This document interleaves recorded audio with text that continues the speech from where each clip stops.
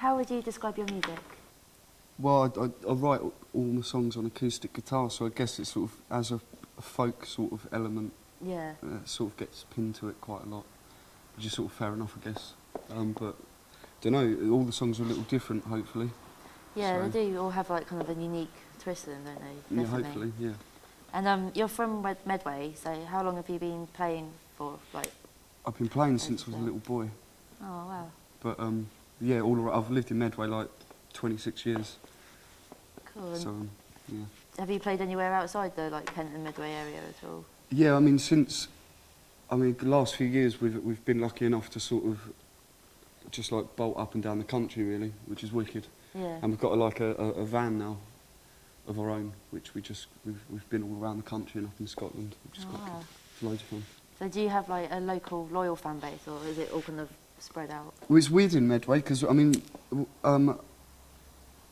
we used to play loads around Medway. Do you know what I mean? But the last few years, I haven't actually played a great deal around the town, sort of thing. It's been you end up playing a lot in London, which is cool and that, but like there's not a great deal of venues at the moment in Medway. No, it's definitely lacking. Yeah, definitely. I think that's a problem.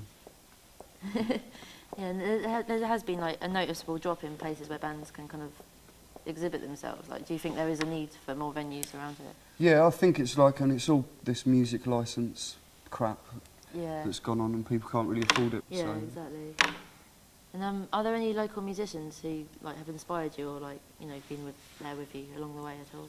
I mean, Upsy Downsy and Sparrows, Hospital Bombers. Yeah, there's a bunch of bands that like.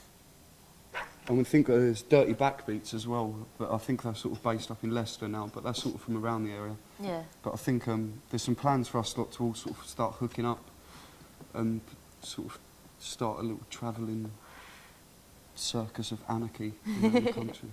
So your new album came out in February. Yeah. How's that going? Like, have there been any changes from previous recordings, or? Yeah, it was. The recording of it was a bit of an experiment, really, because we recorded it. I lived in Maidstone for a bit, and there was a room below. This sort of like it used to be an old brothel, actually, which is just quite interesting. But we sort of hired it out off the landlord for an extortionate amount, and we recorded it down there. So it's like proper. It's quite lo-fi recording, really. Yeah. I thought, well, the way we recorded it was anyway. But yeah, and it's obviously. Throughout the course of the first two records, the whole band thing's like happened. Yeah. Which is like I mean we've been probably gigging for about 6 months properly now, and it's all like settling in. Cool. So what made you decide to get a band in on it as well? Just, I mean, I sort of did actually swear to myself I didn't want to do it again because bands come with like terrible politics half the time. But the good thing, it was just sort of. It's called writing acoustic. I mean, I do write all my songs on acoustic guitar, and that's great. But like, you get to the point where it's just like, man, when you go into a studio, you end up being like, oh man, that needs that, and that needs that, and I've been lucky enough, sort of, I've met two brothers, Bob and Tom, who I've been playing with since the end of the last record, and then sort of towards the end of the recording of this record, a guy called Chris. He's also part of Hospital Bombers, who I used to also play with years ago. He's sort of, I've hooked up with him, and yeah, I've forgot the question. Something about a band. Yeah, but it's cool now, really. Okay, well, thank you for talking. That's all right, no worries.